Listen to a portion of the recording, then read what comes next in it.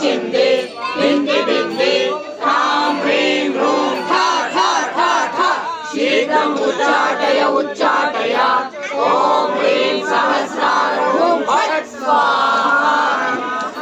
कृष्णाय गोविन्दाय गोपीजनवल्लभाय वराय परमपुरुषाय परमात्मने परकर्म मन्त्रयन्त्रौषधास्त्रशस्त्राणि संहर संहर मृत्योर्मोचय मोचय।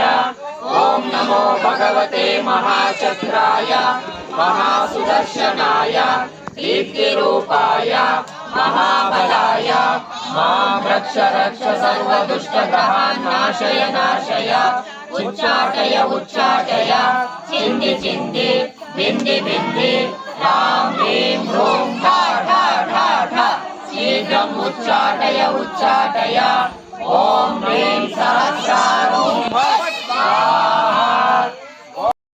महाचक्राय महासुदर्शनाय दीप्तिरूपाय महाबलाय मां रक्ष रक्ष सर्वदुष्टग्रहान् नाशय नाशय।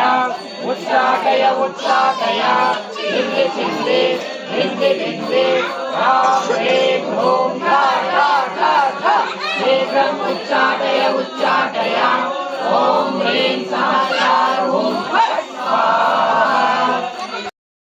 ಬೆಕ್ಕು ಅದಕ್ಕಿಂತ ದೊಡ್ಡ ಬೆಕ್ಕು ಮಾಡಿ ಕಳಿಸ್ತಾರೆ, ಅದು ಆ ಬೆಕ್ಕನ್ನು ಓಡಿಸ್ತದೆ. ಅದರ ನಂತರ ಅದು ಇಲಿನ ಬೇಟೆ ಆಡುತ್ತೆ. ಮತ್ತೆ ಎದುರು ಬಂದಾಗ ಗೊತ್ತಾಗುತ್ತೆ ಯಾಕೆ ಎದುರು ಬಂದಿದೆ ಅಂತಂದ್ರೆ ಎದುರುಕೊಂಡು ಅಲ್ಲಿ ಒಂದು ನಾಯಿ ಅದನ್ನ ಅಟ್ಟಿಸ್ಕೊಂಡ್ ಬಂದಿದೆ ಅಂತ. ಇವರು ಬಹಳ ದೊಡ್ಡ ನಾಯಿ ಮಾಡ್ತಾರೆ ಅದನ್ನ ಕರುಣೆಯಿಂದ. ಆ ನಾಯಿ ಮತ್ತೆ ಎದುರು ಬರುತ್ತೆ ಇನ್ನೊಂದು ಸ್ವಲ್ಪ ಸಮಯದ ನಂತರ. ಕಾರಣ ಅದನ್ನ ಒಂದು ಫಾಕ್ಸ್ ನರಿ ಅಟ್ಟಿಸ್ಕೊಂಡ್ ಬಂದಿದೆ ಅಂತ. ಅದನ್ನ ದೊಡ್ಡ ನರಿ ಮಾಡ್ತಾರೆ. ಮತ್ತೆ ಎದುರ್ಕೊಂಡು ಬರುತ್ತೆ, ಅದು ಹುಲಿ ಅಟ್ಟಿಸ್ಕೊಂಬಂತು ಅಂತ. ಅದು ಹುಲಿ ಮಾಡ್ತಾರೆ. ಹುಲಿಯನ್ನ ಮೀರಿದ್ದು ಇನ್ನೊಂದ್ಸತಿ ಅಟ್ಟಿಸ್ಕೊಂಡ್ ಬಂದಾಗ ಅದೊಂದು ಹುಲಿ ಅಟ್ಟಿಸ್ಕೊಂಡ್ ಬಂದಾಗ ಅದನ್ನ ಒಂದು ದೊಡ್ಡ ಶಾರ್ದೂಲ ಅಂದ್ರೆ ಡೈನೋಸರಸ್ ಮಾಡ್ತಾರೆ. ಯಾಕಂದ್ರೆ ಅದು ಒಂದು ಸಣ್ಣ ಸರಸ ಅಟ್ಟಿಸ್ಕೊಂಡ್ ಬರುತ್ತೆ, ಅದನ್ನ ದೊಡ್ಡದಾಗಿ ಮಾಡ್ತಾರಂತೆ. ಆ ಶಾರ್ದೂಲ ಕೊನೆಗೆ ಆ ಸಾಧುವನ್ನೇ ಇವನಿದ್ರೆ ಇನ್ನೊಂದು ಉಂಟು ಮಾಡ್ತಾನೆ ಅಂತ ಹೇಳಿ ಆ ಸಾಧು ತಿಂದ್ಬಿಟ್ರೆ ಮತ್ತೊಂದು ಶಾರ್ದೂಲವನ್ನು ನಿರ್ಮಾಣ ಮಾಡಕ್ಕಾಗಲ್ಲ. ಯಾಕಂದ್ರೆ ಅದರ ಅತ್ಯಾಚಾರ ಅನಾಚಾರ ಜಾಸ್ತಿ ಆಗ್ಬಿಟ್ಟಿರ್ತದೆ ಎಲ್ಲಾದ್ರ ಮೇಲುವೆ. ಅಕಸ್ಮಾತ್ ಇನ್ನೊಂದು ಉಂಟು ಮಾಡ್ಬಿಡ್ಬೋದು ಈ ಸಾಧು ಅಂತೇಳಿ ಆ ಸಾಧುವನ್ನೇ ತಿನ್ನಕ್ಕೆ ಹೋಗುತ್ತೆ. ಆ ಸ್ವಾಮಿಗಳನ್ನೇ ಅವರು ಶಪಿಸಿ ಮತ್ತೆ ಎಲ್ಲಿಂದ ಬಂತು ಶಾರ್ದೂಲದಿಂದ ವಾಪಸ್ಸು ಅದು ಹುಲಿ ನರಿ ನಾಯಿನ ಬೆಕ್ಕಿದ ಕೊನೆಗೆ ಇಲಿನೇ ಆಗ್ಬಿಡ್ತು. ನೀವು ಇದನ್ನ ಕೇಳಿದ್ರಿ. ನಮ್ಮ ಸ್ಥಿತಿ ಹೇಗಾಗಿದೆ ಅಂತಂದ್ರೆ ಆ ಇಲಿಯ ತರವೇ ಆಗ್ಬಿಟ್ಟಿದೆ. ಯಾಕೆ ಅಂತಂದ್ರೆ ನಾವು ನೋಡಿದಾಗ ಏನ್ ಬದಲಾಗ್ಲಿಲ್ಲ ಅಂದ್ರೆ ಇಲಿಯ ಒಂದಷ್ಟು ಮೂಲ ಗುಣಗಳು ಬದಲಾಗ್ಲಿಲ್ಲ.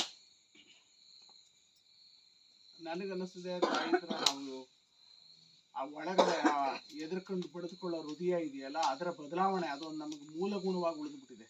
ಭಯ ಪಡೋದು, ಭಯದ ನಂತರ ಸ್ವಲ್ಪ ಸಮಯದ ನಂತರ ಸಿಕ್ಕಾಪಟ್ಟೆ ಆಸೆಯನ್ನು ಪಡೋದು. ಈ ಭಯ ಮತ್ತು ಆಸೆ ಬಹಳ ಬಲವಾಗಿ ಒಂದಕ್ಕೊಂದು ಎಣ್ಕೊಂಡದೆ. ಯಾರಿಗೆ ತುಂಬಾ ಭಯ ಇದೆಯೋ ಅವ್ರಿಗೆ ಅಪಾರವಾದ ಆಸೆಯೂ ಇರುತ್ತದೆ. ನಮ್ಮ ಒಳಗಡೆ ಮೂಲ ಪ್ರವೃತ್ತಿ ಆಗ್ಬಿಟ್ಟಿದೆ. ನಮ್ಮ ಒಳಗಡೆ ಆ ತಾಯಿ ನಮ್ಮ ಹೃದಯದೊಳಗೆ ಆ ಮೂಲ ಯಾವ ಈ ಗುಣಗಳಿವೆಯೋ ಅವುಗಳನ್ನು ಫಸ್ಟ್ ಸುಟ್ಟಾಕ್ಲಿ. ನಮ್ಮ ಹೃದಯದಲ್ಲಿರುವ ಆನಂದ ಕಾಣಿಸ್ತಾ ಇಲ್ಲ. ತಾಯಿ ಯಾರು ಪರಮಹಂಸರ ಹತ್ರ ಇದ್ದಾಗ ನಿನಗೆ ಏನ್ ಸಿಕ್ಕಿತು ಅಂತ ಎಲ್ಲರೂ ಕೇಳಿದಾಗ ನೀನು ಹೇಳಿದ ಮಾತೊಂದು ನೆನಪಿದೆ.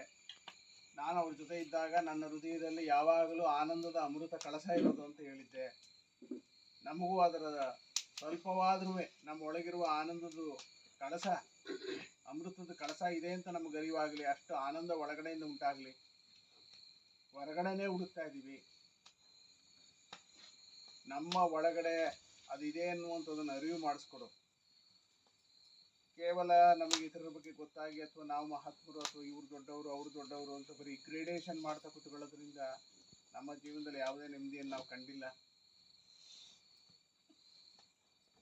ನಿನ್ನ ಕೃಪೆ ನಮ್ಮ ಮೇಲಾಗ್ಲಿ. ನಮ್ಮ ಮನೆಯಲ್ಲಿ